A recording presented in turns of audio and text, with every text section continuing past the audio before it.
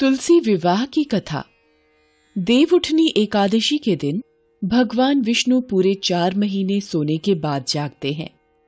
भगवान विष्णु को तुलसी बेहद प्रिय है। बिना तुलसी के भगवान विष्णु की पूजा कभी पूरी नहीं होती है। कहते हैं कि तुलसी दल अर्पित करने से ही श्री हरि को प्रसन्न किया जा सकता है। जो लोग देवउठनी 11 के दिन तुलसी का विवाह संपन्न कराते हैं, उनको सभी प्रकार के सुखों की प्राप्ति होती है। कहते हैं इस दिन तुलसी विवाह की कहानी अवश्य ही सुननी चाहिए। आइए सुनते हैं तुलसी विवाह की कथा। पौराणिक मान्यता के अनुसार राक्षस कुल में एक कन्या का जन्म हुआ, जिसका नाम वृंदा था। वो बचपन से ही भगवान विष्णु की भक्ति और साधना में डूबी रहती थी। जब वृंदा विवाह योग्य हुई तो उसके माता पिता ने उसका विवाह समुद्र मंथन से पैदा हुए जलंधर नाम के राक्षस से कर दिया। वृंदा भगवान विष्णु की भक्त के साथ एक पतिव्रता स्त्री थी, जिसके कारण उनका पति जलंधर समय के साथ और भी शक्तिशाली हो गया। सभी देवी देवता जलंधर के कहर से डरने लगे। जलंधर जब भी युद्ध पर जाता, वृंदा पूजा अनुष्ठान करने बैठ जाती। वृंदा की विष्णु की भक्ति और साधना के कारण जलंधर को कोई भी युद्ध में हरा नहीं पाता था। एक बार जलंधर ने देवताओं पर चढ़ाई कर दी, जिसके बाद सारे देवता जलंधर को परास्त करने में असमर्थ हो रहे थे। तब हताश होकर सभी देवता भगवान विष्णु की शरण में गए और जलंधर के आतंक को खत्म करने के उपाय पर विचार करने लगे। तब भगवान विष्णु ने अपनी माया से जलंधर का रूप धारण कर लिया और छल से वृंदा के पतिव्रत धर्म को नष्ट कर दिया। इससे जलंधर की शक्ति कम होती गई और वो युद्ध में मारा गया।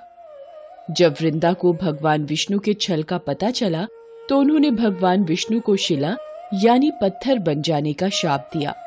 भगवान को पत्थर का होते देख सभी देवी देवता में हाहाकार मच गया।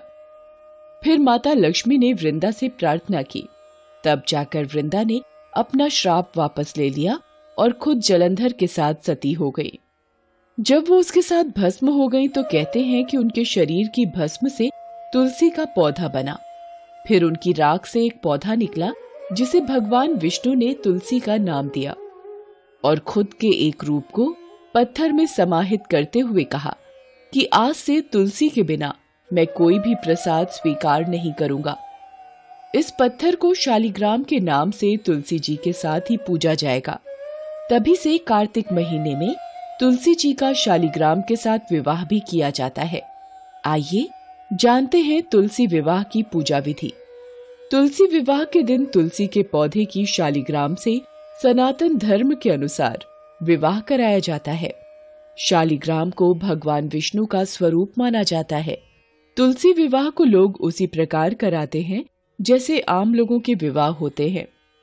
इस दिन पंडित जी को घर पर बुलाकर तुलसी के पौधे पर लाल चुनरी उड़ाकर श्रृंगार की सभी चीजें वस्तुएं अर्पण की जाती हैं।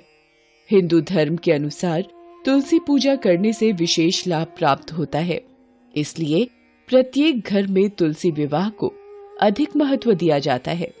तुलसी विवाह के दिन कन्यादान भी किया जाता है, क्योंकि कन्यादान को सबसे बड़ा दान माना गया है। तुलसी विवाह के दिन सूर्योदय से पहले उठकर स्नान करें, साफ वस्त्र धारण करें और व्रत का संकल्प लें। तुलसी विवाह के दिन तुलसी के पौधे को लाल रंग की चुनरी उड़ाएं। इसके बाद तुलसी के पौधे पर श्रृंगार की वस्तुएं चढ़ाएं। पत्थर रूपी शालिग्राम को तुलसी के पौधे के साथ स्थापित करें। शालिग्राम को स्थापित करने के बाद तुलसी के पौधे का विधिवत पंडित जी से विवाह करवाएं। तुलसी विवाह में तुलसी के पौधे और शालिग्राम के साथ 7 प्रतिमा कराएं और अंत में तुलसी जी की आरती गाएं। ये पूजा उन लोगों के लिए विशेष फलदायी होती है जिन लोगों के घर में बेटियां नहीं होती।